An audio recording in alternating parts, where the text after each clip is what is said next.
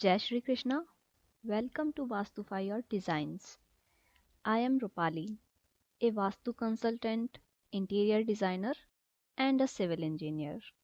आज से हम एक सीरीज शुरू कर रहे हैं जिसमें एक प्रोजेक्ट के 2D floor plan, 3D elevation और इंटीरियर के पार्ट को कवर करेंगे। तो इसमें जो प्रोजेक्ट के लिए प्लॉट साइज लिया है वो रहेगा 40 फीट बाय 70 फीट। चलो तो शुरू करते हैं ऑटोकैड के साथ लेआउट बनाने से।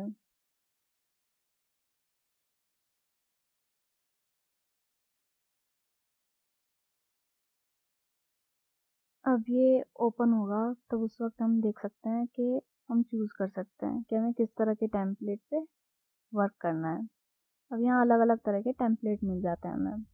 मैंने हालांकि मेरे लिए अपना एक टेम्पलेट अलग से सेट करके रखा है कि जिसमें मुझे किस तरह के डायमेंशंस या क्या सेटिंग्स अगर चाहिए होती है ऑलरेडी सेट है, बट आपको दिखाने के लिए एक बार मैं स्टार्ट से कर देती हूँ। तो यहाँ मैं चूज़ करूँगी ये फॉर्मेट। तो अब देख सकते हैं यहाँ नया एक पेज खुल गया है। अब इस पेज पे हमें बहुत सारे ग्रिड्स दिखाई दे रहे हैं। क्योंकि जनरली मैं कंफर्टेबल नहीं होती हूँ ग्रिड्स पे काम करने के लिए, तो मैं इन्हें ऑफ कर दूंगी। तो आप देख सकते हैं ग्रिड मोड, इसके लिए कमांड आप सीधे F7 यूज़ कर सकते हैं ऑन ऑफ करने के लिए, तो वो भी यूज़ कर सकते हैं। मैं यहाँ से ऑफ कर रही हूँ इसे, ये ग्रिड्स हट गए हैं। तब स्टार्ट करते टाइम बेसिक सबसे पहले जब हम स्टार्ट करते हैं तो यूनिट्स वगैरह सेट कर लेनी चाहिए। तो यूनिट के लिए कमांड होती है UN। ये आप यहाँ देख सकते हैं यूनिट्स लिखा हुआ आ गया। जैसे मैंने कमांड पे जो भी UN एंटर किया तो यहाँ आ गया था। तो मैं या तो इसे यूनिट्स यूँ सेलेक्ट कर लूँ और या सीधा UN प्लस एंटर। तो आप ड्राइंग यूनिट्स का ये डायलॉग बॉक्स देख सकते हैं। अब इसमें आते हैं कि हमें क्या सेटिंग्स चेंज करनी होती है या क्या रखनी होती है। अब ये आप पे डिपेंड करता है बेसिकली कि आप किस तरह की यूनिट्स में काम करना चाहते हैं। जैसे यहाँ आपको टाइप में ऑप्शन मिल जाएगा आर्किटेक्चरल, डेसिमल, इंजीनियरिंग, फ्रैक्शनल या साइंटिफिक। जैसे ऑटोमेटिक जब खुला तो इसमें डेसिमल ऑलरेडी था, यानी इसमें काम होता है जनरली मीटर्स। ओके, तो प्रिसीजन भी उस हिसाब से आप सेट कर सकते हैं कि आपको कितने पॉइंट्स तक का प्रिसीजन चाहिए।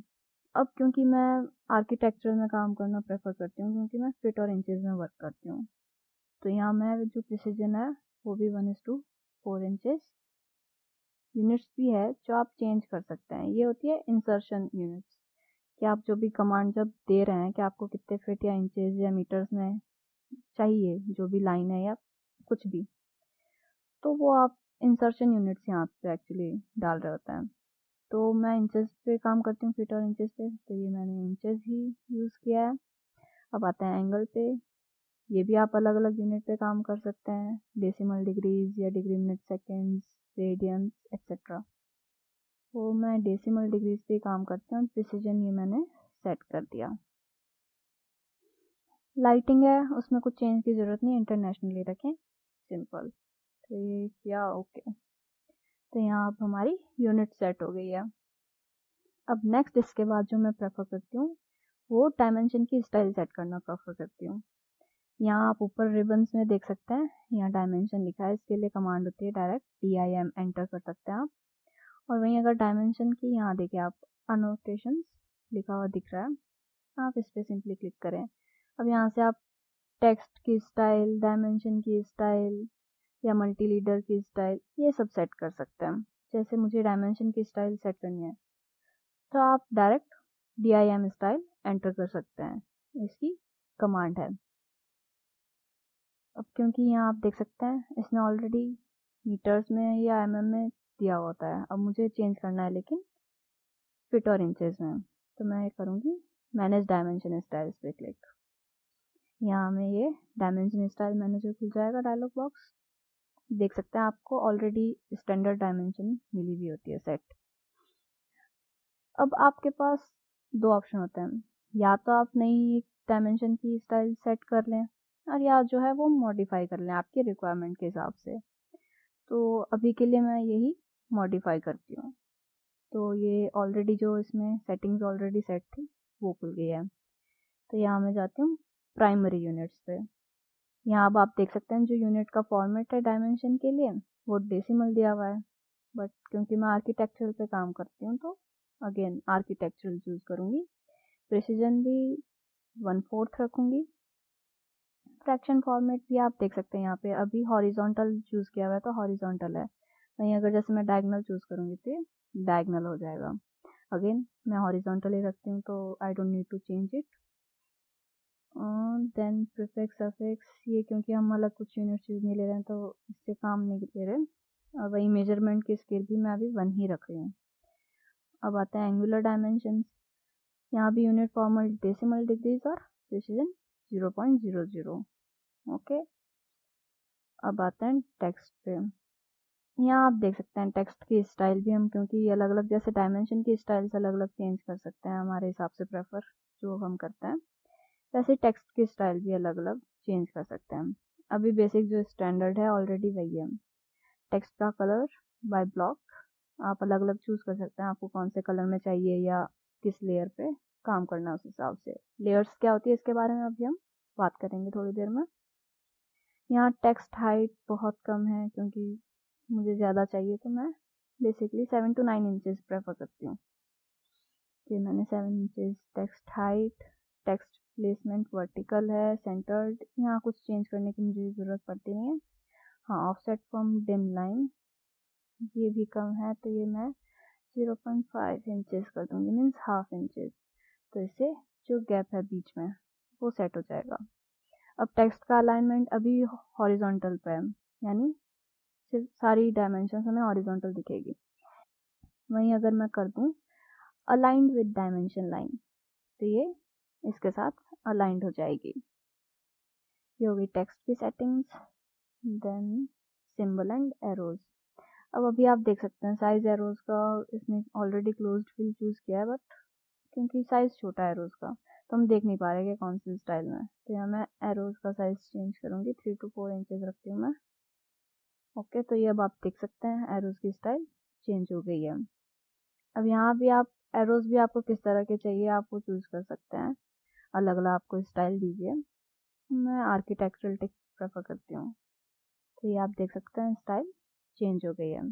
डिग्री क्योंकि हमने 0.00 का प्रिसीजन दिया था तो वो भी यहाँ शो हो रहा है। ठीक है, यहाँ मुझे बस इतनी ही सेटिंग्स चेंज करनी है, I don't need to change anything else. Lines पे आते हैं, ये है कलर। अगेन आप अलग अलग चूज़ कर सकते हैं बाय ब्लॉक या जो भी है, मैं अभी के लिए बाय ब्लॉक ही रखूँगी। लाइन टाइप में ज़रूर बाय लेयर कर दूँगी, लाइन वेट भी बाय लेयर रखूँगी। ठीक है, अब आप आ सकते हैं कि जो डायमेंशन लाइन्स है, ये डायमेंशन लाइन्स ये आपको शो करनी है नहीं करनी है।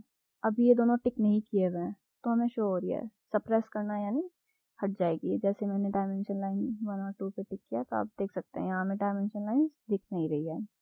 वो आपके ऊपर डिपेंड करता है कि आपको कहाँ किस तरह की डायमेंशन शो करनी है, तो उस हिसाब से सेटिंग्स है। अभी के लिए मुझे शो करनी है तो मैं यही रख रही हूँ। अब आती है एक्सटेंशन लाइन्स, यानी डायमेंशन ये कहाँ तक एक्सटेंड किया हुआ हमें दिख रहा है वो। इसमें भी जो कलर है बाय ब्लॉक ही रख रही हूँ। लाइन टाइप जो है वो मैं बाय लेयर रखूँगी दोनों के लिए, लाइन वेट भी बाय लेयर। यहाँ भी अब हमें ये शो करनी है नहीं करनी है, सेम तरह की सेटिंग है, मुझे शो नहीं करनी है अभी के लिए तो मैं हटा देती हूँ। तो ये हो गई हमारी जनरल डायमेंशंस की सेटिंग। ओके करेंगे, ये हो गई अप्लाई और ये हो गई डायमेंशन, तो इसे मैं करूँगी क्लोज। अब इसके बाद आते हैं लेयर्स पे। वैसे तो आप लेयर्स यहाँ देख सकते हैं जो जो आपने डाल रखे हो, तो वो चेंज करने के लिए लेयर प्रॉपर्टी पे जाएं। इसके लिए सीधी कमांड होती है LAYER लेयर प्लस एंटर।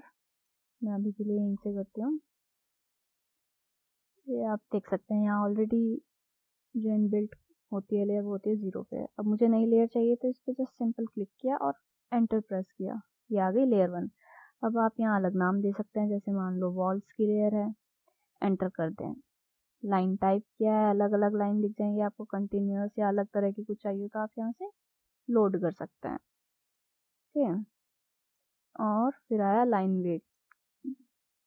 जो मैं लाइन वेट रखती हूँ कि आपको कहीं कितनी मोटी पतली शो करनी है, सिंपल लैंग्वेज में कहूँ तो यहाँ मैं 0.15 mm रखती हूँ।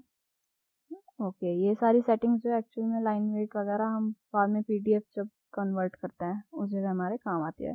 तो इस तरह से आप अलग अलग लेयर्स बना सकते हैं और फिर उन पे काम कर सकते हैं। इन लेयर्स के बारे में और ज़्यादा अच्छे से जैसे जैसे हम आगे काम करेंगे आपको मैं एक्सप्लेन करती जाऊंगी और वो वहीं से क्लियर होएगा। तो अभी ये हमने देख ली बेसिक स्टार्ट करते टाइम सेटिंग्स क्या होती है। तो ये एक बार के लिए मैं वापस बंद करती हूँ और जो मैंने ऑलरेडी मेरा टेम्पलेट सेट किया हुआ है वो खोल लेती हूँ। तो